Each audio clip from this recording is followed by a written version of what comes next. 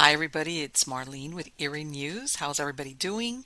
Today is April 27th, 2022.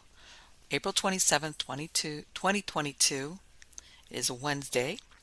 And let's get right off to the races, as they say. And the first one I wanted to look at is a very interesting story that goes back for many, many years. This had to do with the disappearance of a little girl named Madeline McCann. Uh, that was either at that time kidnapped, stolen, or in some cases, I believe they even accused the parents of having done away with her while I believe they were English and they were vacationing in Portugal. And after many years, there's been an update as to somebody that seems like they're looking at as far as who took Madeline. And this is out of the New York Post. It's titled, Madeline McCann Suspect Has Not Provided German Police with Alibi. And the main suspect in the Madeline McCann case has not provided German police with an alibi, prosecutor has said. Christian Bruckner, 44, was officially named as a suspect in the toddler's 2007 disappearance on Friday, but has not been charged with a crime.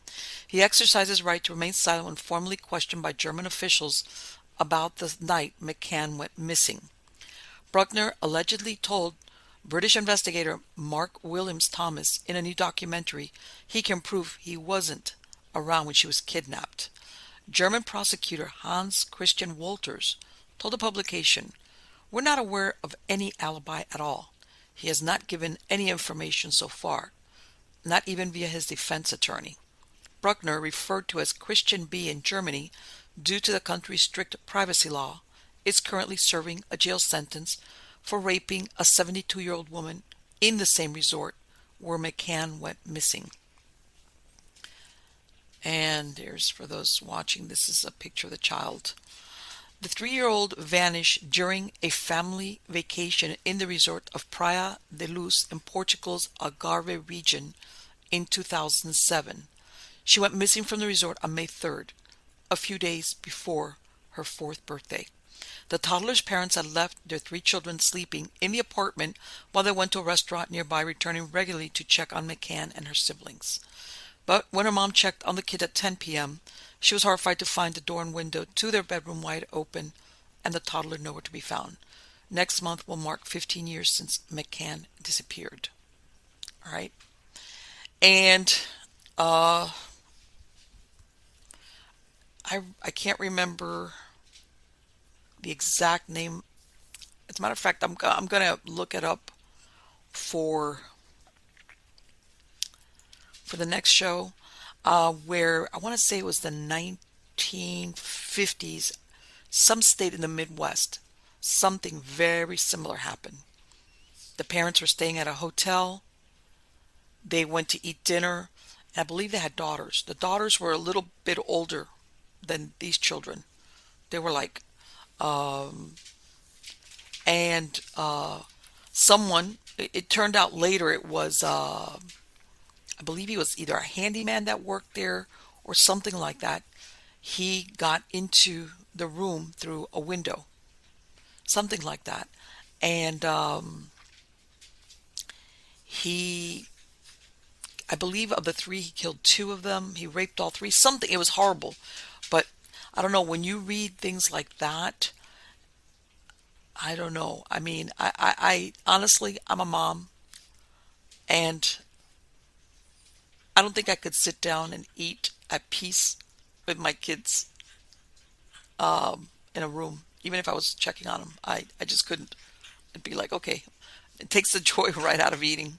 But anyway, not that it's going to bring this child back, because, because there was a moment where they were saying that she had been abducted and sold into like white slavery. In other words, she was still alive, but or possibly alive.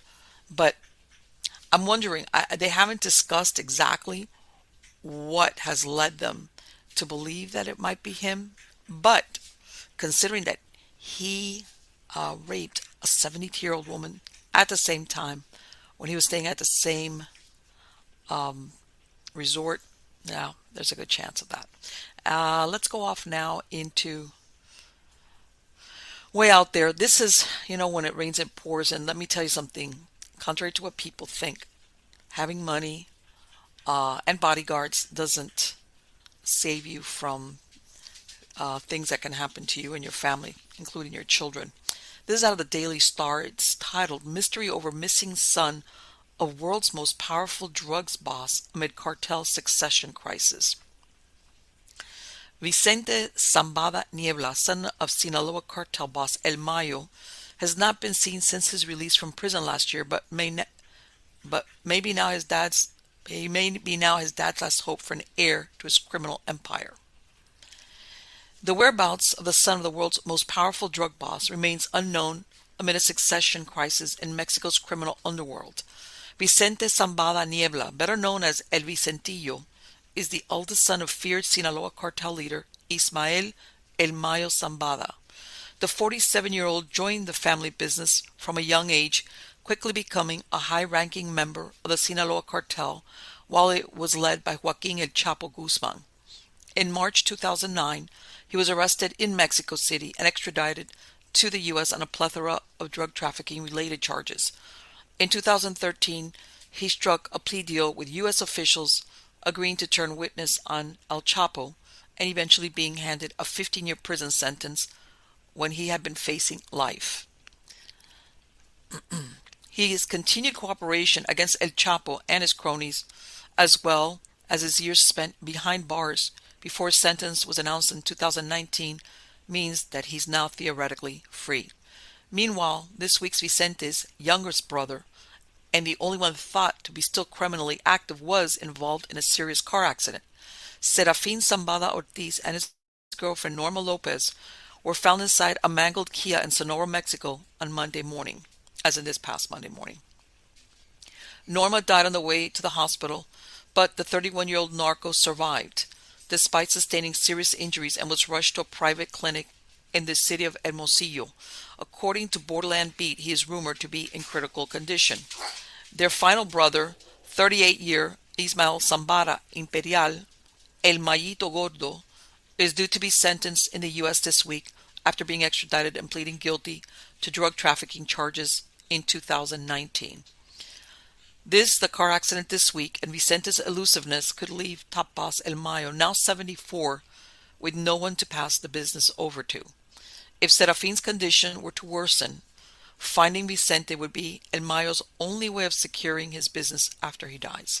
The car crash came just one day after the U.S. Treasury Department announced it had removed Vicente from its blacklist of drug traffickers following his cooperation against El Chapo.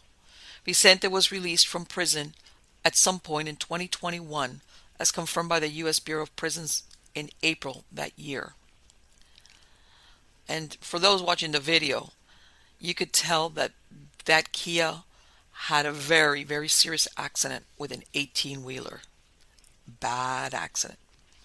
The U.S. Marshal Service declined to respond when asked whether he's living under the protection, nor has his lawyer released any kind of statement. Unfortunately for El Mayo, even if he were to locate his eldest son, it may take some persuading to lure Vicente back into the cartel. Speaking at a sentencing hearing in 2019, Vicente opened up about how rival drug traffickers shot and killed his mom and grandmother when he was 11 years old. When he was 16, he survived an assassination attempt, his first of many. He swore in court he'd never return to the cartel because of these experiences. He went on to thank the judge for the opportunity to express all my regret, adding, "I would also like to apologize to my children, my wife, and the woman who gave me life, who is my mother, because they have also suffered a lot for everything we have been going through. I would like to tell you, Your Honor, that this repentance did not occur yesterday, nor did it occur today, because I'm standing before you about to receive my sentence." You know what? I know that, you sometimes hear about a lot of these criminals that are about to be sentenced or hoping to be paroled, and either they get Jesus or they apologize and they're really sorry. But, when you grow up in this lifestyle. Like he said, he lost his mother, his grandmother. When he was 16 was the first time they tried to kill him. Let me tell you, I wouldn't blame him if he didn't go back to that life. Wherever he's hiding out at, I wouldn't be surprised. And let's go down conspiracy lane. The timing on that accident for this guy's other son, when all of this is brewing, it's kind of weird. So let me tell you something. This accident it was the kind of, without, because see, as you could tell, they don't flesh out how the accident happened, who was at fault, or anything like this. Okay? But it's almost like this is the kind of car accident which, for lack of a better word, can be fatal. Well, it was fatal at least for his girlfriend. And apparently this younger son that was involved, he must be in very critical condition. So let's see what happens with that. Which means that despite some of these romanticized versions that you get of this lifestyle, whether it's that show Narcos or Breaking Bad or whatever, that, they go through all this risky behavior, but in the end, it's glamorized a lot, but they leave a lot of the realities of it, not only to yourself, but to your family, to your children. Now let's go on to the really wild side. I thought this was really interesting.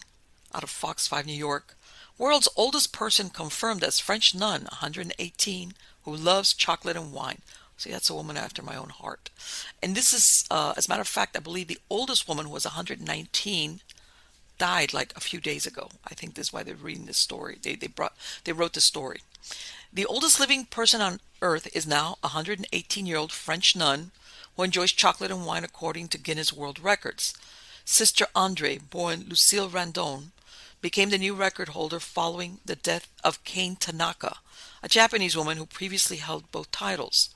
At 118 years, 75 days, Sister Andre is the third oldest European person ever recorded and also the world's oldest nun, according to a statement from Guinness. Born on February 11th, 1904, Sister Andre has survived 2 world wars and even a COVID-19 infection. In her younger years, she worked as a teacher and a governess. She later spent 3 decades working with orphans and elderly people at a hospital in central France before becoming a Catholic nun, the statement said. She has lived in a retirement home for the past 12 years, located in the city of Toulon in southern France. In 2019, she was made an honorary citizen of the city and even received a letter from Pope Francis, according to Guinness. Most notably, Sister Andre defied the odds in early 2021 when she tested positive for COVID-19 at the age of 116. French media reported that she didn't even realize she had the virus as she had so few symptoms. Her survival made headlines both in France and beyond. When she turned 117, the next month, Sister Andre was showered with multiple treats and well wishes, cards, and flowers in honor of her exceptional longevity. It made me very, very, very happy, the birthday girl said at the time, according to the Associated Press, because I met all those I love and I thank the heavens for giving them to me. I thank God for the trouble they went to. David Tavella, the communications manager for the care home where the nun lives, talked to her about celebrating her 118th birthday in 2022. At the time, she replied, "I won't be here next year," he quoted her saying, adding, "But she has been saying that for 10 years. They gave me up at 7 a.m. No, they get me up at 7 a.m. They give me my breakfast. Then they put me at my desk where I stay busy with little things," she was quoted recently as saying, according to the record keepers. Guinness added that she indulges now and again in sweets, especially chocolate, which is her guilty pleasure, and has a glass of wine every day. Her glass of wine maintains her, and which is perhaps her longevity secret, a staff member from Sister Andre's care home told Guinness. "I don't know. I don't encourage people to drink a glass of wine every day." For those of you who are familiar with that movie, when Sally met Harry, when Harry met Sally, one of those where the lady, there's a restaurant scene that's very famous where one of the ladies at the restaurant says something like, "I'll have what she's having." I think it's pretty soon. I'm surprised that it's like not that she has a glass of wine every day. It's like what wine she has every day. I could become a bestseller. And they could put Sister Andre's face on the label. Man, that's a good selling point. Everybody taking all these vitamins and all these skin creams to stay young, whatever it is. And apparently, I mean, it doesn't say otherwise, but she sounds like she's pretty, I don't know, how can I say? She's still sharp. And she survived COVID. Wow. Okay, now let's really go on to the wild side. This is out of Fox 5 also. Man finds decades old McDonald's inside bathroom wall during renovations. Wow. Would you like decades old fries with that? Rob Jones of Crystal Lake, Illinois, was renovating the front half bathroom of his home on April 16 when he made a peculiar discovery inside one of the walls. Jones found what appeared to be an ancient bag of McDonald's complete with burger wrappers and half-eaten, very, very old fries. Jones and his wife were removing the old toilet paper holder from the wall when they noticed a rag inside. He told Fox TV stations, "We pulled the rag out and could feel something wrapped inside it. We were happy to find just a McDonald's bag and not something worse," Jones said. The particular logos on the bag and wrappers that Jones found appeared to be from the first and original logo from the 1950s, with Speedy, McDonald's original mascot, before Ronald McDonald, holding a sign reading, "I'm speedier," and custom-built hamburgers. Coincidentally, Jones said his home was built in 1959, and it was just down the road from one of the original McDonald's in his area. An additional and somewhat frightening bonus: the leftover fries did not smell, according to Jones. "Had we not been renovating, they probably would have sat there another 60 years, Jones joked.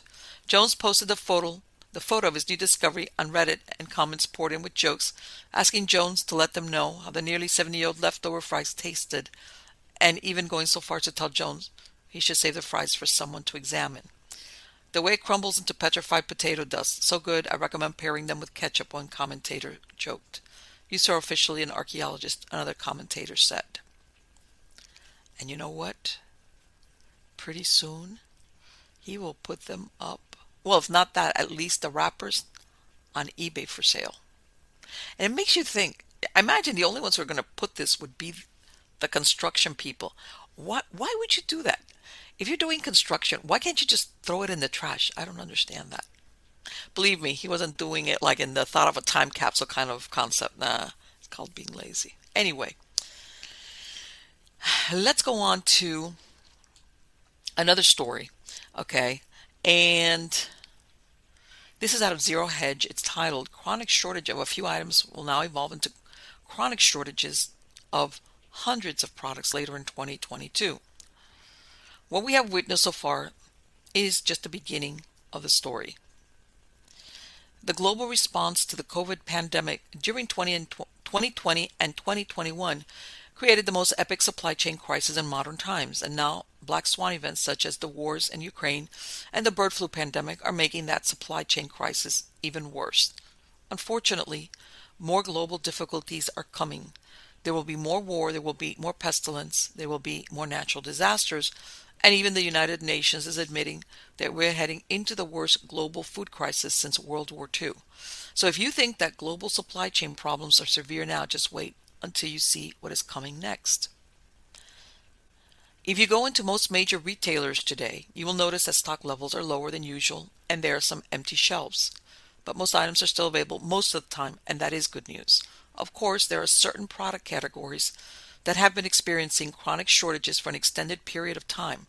For example, supplies of canned pet food have been extremely tight for months on end.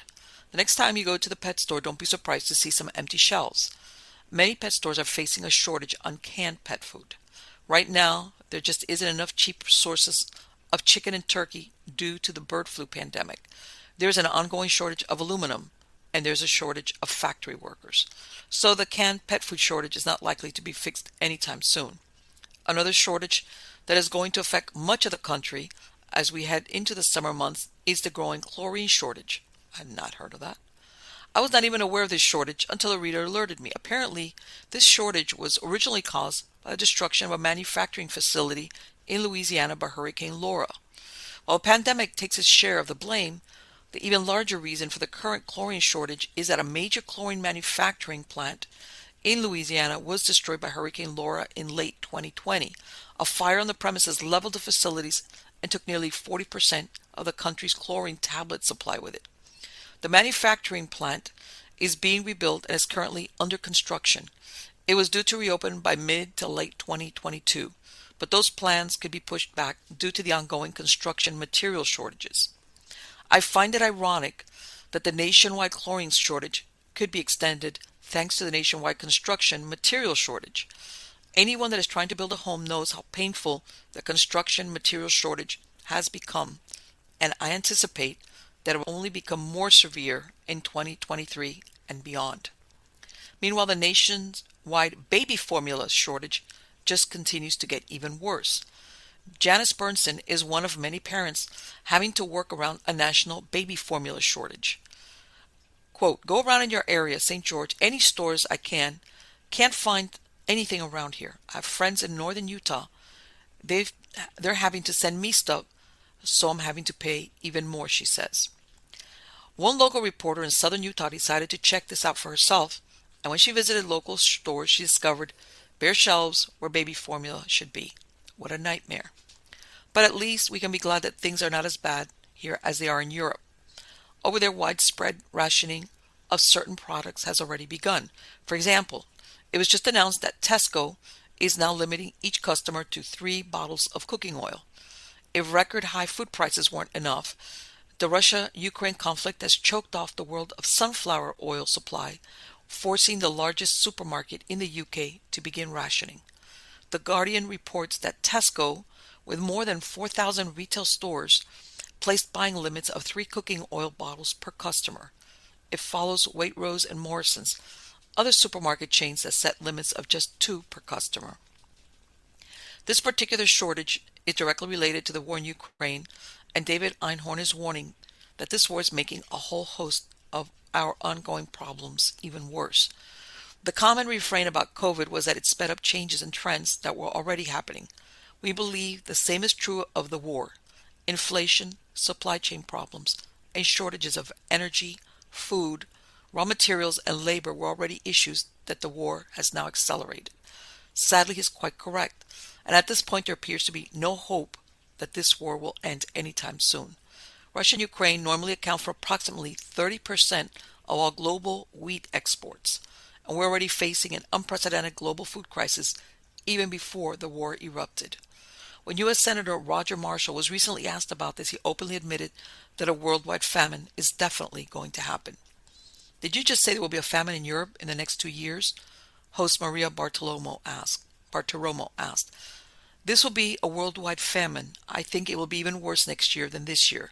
So if 15% of the wheat comes from Ukraine that's exported, and they're having problems getting fertilizer, they're having tractors in the field, all the diesel fuel is going towards their war efforts, right? The senator said. Prior to 2022, can you even remember a time when a sitting member of the U.S. Senate publicly warned us that a worldwide famine was coming? The good news is that nobody's starving to death in the United States right now. But food prices are certainly going up dramatically, and the mainstream media is doing lots of stories about it. For example, the following originally came from USA Today. Kevin Tave stretches a pot of spaghetti for 3 days of meals, as Meralda Cortez gets eggs and bread from the food bank so she can afford laundry detergent at the store. Donnie Whitfield buys generic cereal instead of the Kellogg he prefers. Although unemployment continues dropping and wages are on the rise all across the country, low-income people are struggling to put food on the table as skyrocketing inflation and high gas prices takes a bigger bite of their already small paychecks. Needless to say, as conditions deteriorate, it is not a good thing for Joe Biden's approval ratings. During Joe Biden's 5th quarter in office, which began on January 20th and ended on April 19th, an average of 41.3% of U.S. adults approved of the job he was doing as president. The latest average is essentially unchanged from the 41.7% in his 4th quarter, but significantly lower than his first 3 quarterly averages. But what most Americans don't understand is that it's too late for a political solution to this crisis. No matter what Joe Biden and his minions decide to do, they are not going to be able to prevent the nightmarish conditions which are already rapidly approaching. As Senator Marshall admitted, there will be a worldwide famine. There is no avoiding that now. These are troubled times, and they are only going to become even more troubled as the months roll along. And you know what? The reason why I brought up this article, I mean, most of what I just read, everybody's aware of at some level or other. I wasn't aware of that chlorine shortage. I wasn't. But I think it's a real eye-opener to see how people, what they were saying, that because there is a manpower building supply shortage, it affects getting chlorine. It's like people are realizing that all these things are connected. And I'm going to give you a perfect example. Last year, I was building a small screen porch to my house. And I had somebody doing the work for me, but I was the one buying. I purchased the materials. I purchased the materials like a Thursday to Friday through Home Depot for delivery on Monday or on Tuesday or Monday, some Tuesday or Monday, something like that. I told the guy that was working for me, the boss guy, the one. I said, look, they're going to be delivering the materials. I think it's Tuesday morning, so you could get your guys here. Blah blah blah blah. Given me a list of the things he needed, and I thought it was unusual that on Monday I had not gotten a confirmation from Home Depot as to this is, we're, whatever, confirming. And something went off in my head. And guess what happened? They canceled my order. Why did they cancel my order? Because the large order that I had put in, because remember, I bought everything. The lumber, the nails, the screen, everything that I was going to need. I was the one purchasing it. It had gone up $500. And that idea that people think that, well, hey, I locked in the price, didn't work. They canceled my order. Okay. And in other words, in the space of 24 to 48 hours, prices had changed so dramatically that I had to reorder everything and pay $500 extra for it. And I had to do it because at that point I had to do it. So I understand very well what they're talking here about the building materials. And the reason why I've also brought this up is that thinking about this, people sometimes think, well, people, either you've got a PhD or a master's or you're tech savvy or an IT security guy. Forget that. What they're talking about here is planning. This is basic. How do I plan to have some extra food or whatever the case might be, whatever your situation is. In other words, this is 101 planning. This you don't need any special degree, no special knowledge, no special nothing, except a little bit of planning. And I think I mentioned in one of the last times that in one of the last news things that there's a Baptist ministry here that they give out food. I don't know which day because I've only gone down that road, and they have a line that stretches around the block. When I mean, but not a little block, a long block. And you could tell there's cars there because sometimes I've gone by there like at 9 or 10 in the morning, which leads me to believe that there's people there coming to pick up food from that food bank. They must drive and park themselves out there at 3 or 4 in the morning just to be at the front. And it's a long road. And the people park off on the curb, off the road, like on the median, and it stretches around the side. And I've been here for a while, and you wouldn't used to see that before. Yeah, there were churches here and there, different places that would give out, that had like food banks, and they would say, oh, once a month, come by. You wouldn't see that, this long stream of people. And,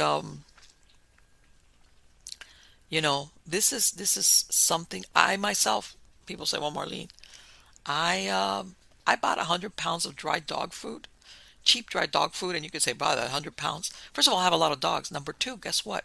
In a pinch, because I have chickens, chickens can eat dog food too, because believe it or not, there's even a shortage sometimes of corn and things of this nature. So I have 250-pound bags, which I might go through very fast, just so that I can feed my pets. And I had to think of that because it's just not you, the humans, but whoever you're responsible for, as in your animals, your pets, whatever the case might be. So yeah, that's why I brought this up, not fear porn, but it's just stuff to that all you have to do is just plan a little bit and think it on through. All right, let's keep going on. This is out of Unexplained Mysteries, and this is titled David Bowie was convinced that the ghost of his father was phoning him. Interesting. The music legend, who himself passed away in 2016, had previously recalled his own potentially paranormal experience.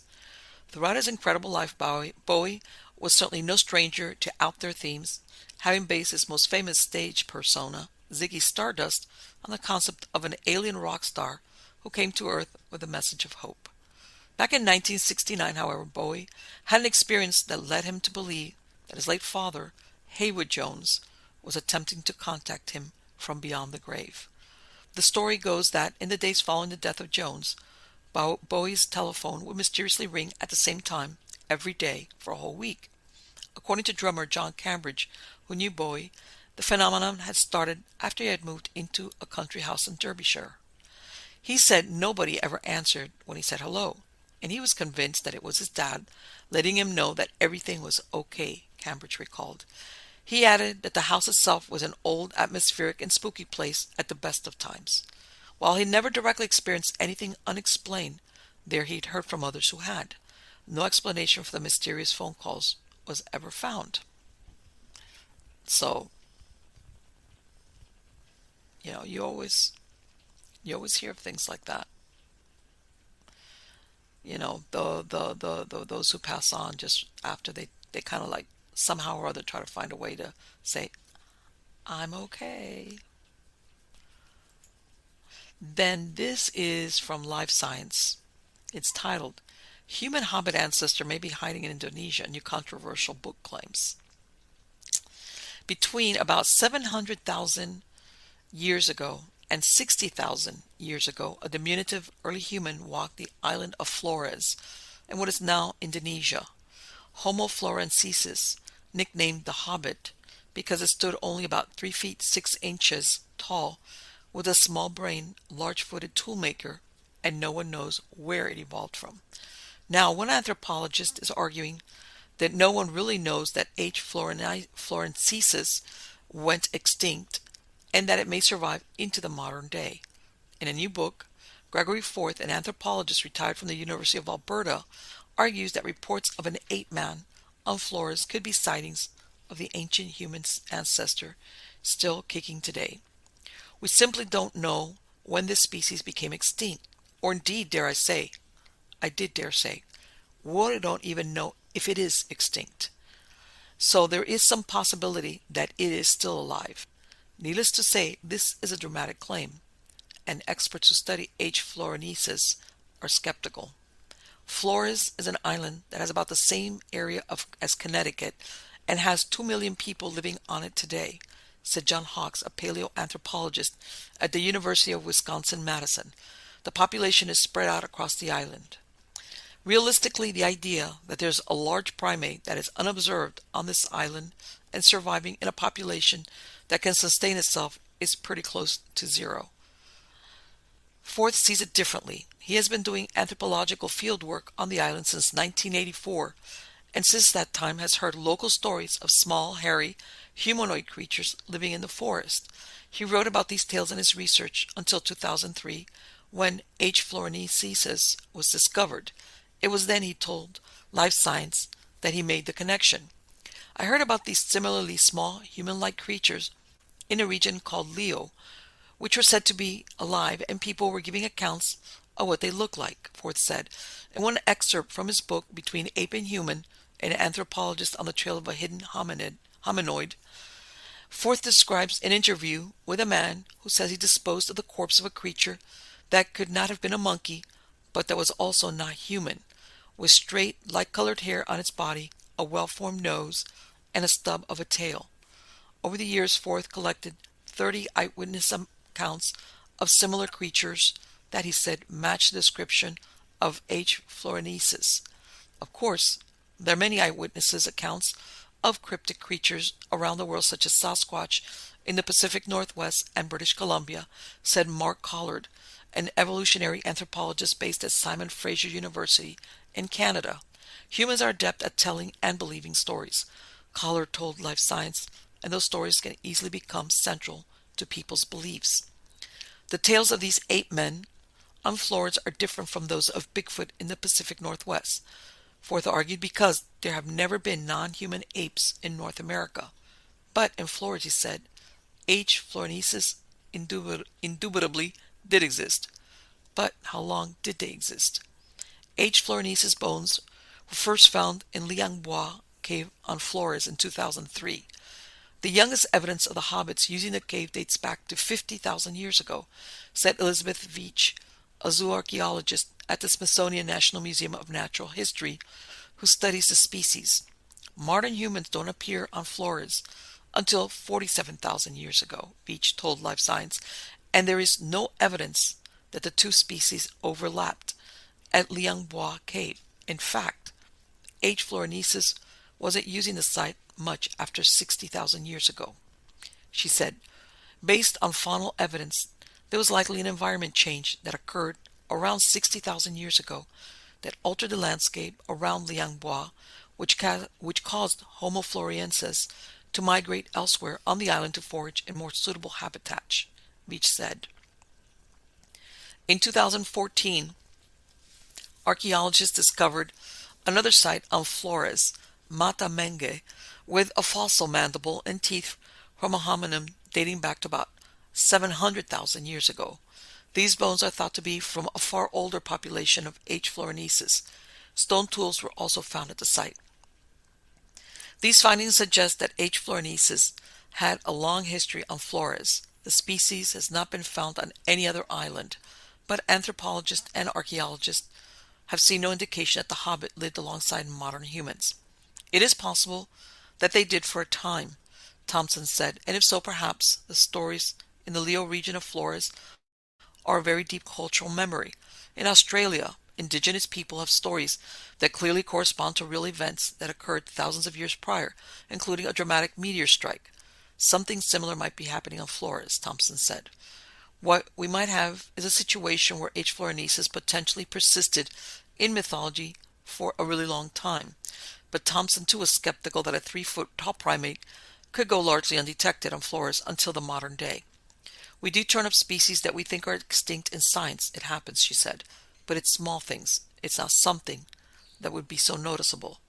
Collard agreed. I just think we have to be very cautious with oral history, he said. I think it has value, but it has to be approached skeptically. That's not to say that H. florensis isn't mysterious. The two sites containing bones and tools from the primate date hundreds of thousands of years apart from each other, leaving a huge gap in history. Researchers do know the Hobbit used cobbles to make sharp stone flakes, knife-like tools that could have been used to cut plants or meat or carve other tools out of wood. It is unknown whether H. florensis used fire or hunted large prey. Perhaps the biggest question about H. florensis is where the species came from. Anatomically, the Hobbit has teeth that look much like those of other Homo species such as Homo erectus and Homo sapiens. H. florensis' presence in Indonesia some 700,000 to 800,000 years ago predates H. sapiens' arrival by a huge margin. H. erectus, though, left Africa 1.8 million years ago and popped up on what is today the island of Java before H. florensis in the fossil record. This raises the possibility that the Hobbit descended from H. erectus, and perhaps that it evolved a small body size as a result of island living, a phenomenon called island dwarfism. But there are problems with that hypothesis. For one, Thompson said H. erectus survived on other islands in Southeast Asia at its usual size until about 115,000 years ago. It would be odd for island dwarfism to occur only on Flores and nowhere else over hundreds of thousands of years. And H. florensis has many anatomical features such as its shoulders and wrists that look less like its Homo cousins and more like earlier human ancestors such as Australopithecus. Oh man, these anthropological names kill me. The anatomy doesn't make it clear, Hawk said. The anatomical evidence suggests that H. florensis could have been the descendant of a human ancestor that left Africa before H. erectus.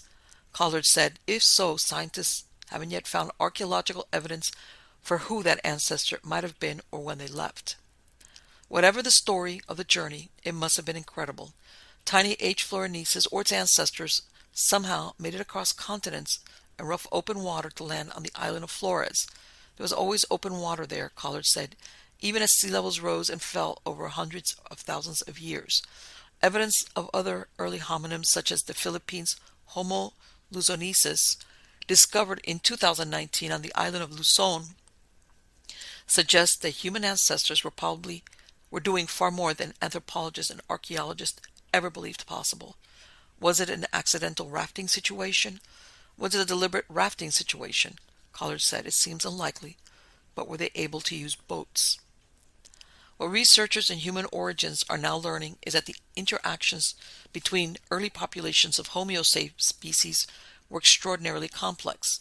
It's now common knowledge that Homo sapiens and Neanderthals interbred and that Neanderthal DNA persists in modern humans. Humans in Oceania and East Asia also interbred with another human ancestor, Denisovans, about which little is known. Remarkably, Hawk said, Denisovan genes persist in East Indonesian populations, suggesting that these human relatives were also living on these islands. No fossil record has been found of Denisovans in eastern Indonesia thus far, however. The oldest cave art on record also comes from Indonesia, in the form of a red pig painted on the island of Sulawesi 45,500 years ago. This art may have been made by Homo sapiens. There is no evidence that humans and H. florensis ever interbred. Scientists haven't found any unknown genes in the modern Indonesian genome that could hail back to little hominin. The timing of the fossils that have been found suggests that the Hobbit could have been living happily in Flores until modern humans showed up and wiped it out, inadvertently or not. It's very plausible that modern humans are responsible for its extinction, he said, or perhaps there are newer H. florensis fossils waiting to be found that will prove that the two Homo species overlapped. The last decade has been a golden age for Indonesian archaeology and international collaborations between local scientists and the rest of the world. It's almost certain that more discoveries are to come. The fact that we only have a handful of sites that represent almost 1 million years of habitation of some of these places tells us that there's a whole lot that we haven't found. And you know what? I did my pie chart. I'm 3% Neanderthal. The reason why I'm bringing this up is once upon a time, the archaeologists, anthropologists, whatever, said that there was no overlap, that Neanderthal and modern man never interbred. Period. And guess what? After they started doing all this DNA, ancestry thing, guess what? Turns out that modern man and Neanderthals were getting it on. And they're finding around the world that there was interbreeding, like the same thing as with the Neanderthals. In other words, with species of hominids or man-like, that some of them died off, but that there was interbreeding. In other words, that modern humans in different parts of the world, they did carry that genetic. And, when you have a large swath of people that have genetic material, that wasn't like, hey, one or two of these members copulated and produced a child, and that was the end of that. There was something there like more substantial as far as interbreeding, whether it was with Neanderthals or whoever was in those different places. Now, what I think is interesting about this is this guy this scientist that he's saying, or he thinks that there might be, Gary Forth, that it's in other words that he still thinks that they're there alive, is that he had eyewitness, because he's been out there since 1984, he's had eyewitness reports that he's collected before these fossils were found. In other words, it wasn't, the fossils were found, and then, then you get the myth, and then everybody's talking, I saw the little guy walking around. No. He's collecting all these stories okay, from all these different sources of people that live there, that basically they line up with what this little Florian nieces, if that's how look like after they just once they've discovered the bones that they said, okay, this is what it's going to look like. So it's almost like how would they know to describe? And I know that they're saying, well, it's oral tradition, and that's why these people still recollect. I don't buy that. Okay, they're talking here 50,000 years ago, or the other ones. That's a long time for oral tradition to carry forward, especially as in once, oral tradition is when you have no other way of keeping history amongst a group of people. But in modern times, people, they, alphabet writing, record keeping that way. I don't know. I think there's something to there. Maybe they've died out by now, and they will find out that they died out very recently, is what I'm suspecting. But I wouldn't be surprised if one of these days they do find something there. So anyway, guys, that is it for today, and I will be back with more interesting, weird stories, because otherwise it's not interesting if it's not weird, right? And I will see you soon. And remember that a lot of interesting things. I know a lot of people sometimes think, a lot of, I guess because things, us being creatures of habit, that a lot of things are moving too fast. But that saying, we live in interesting times. Yes, I do truly believe that we are living in interesting times. So till next time, take care.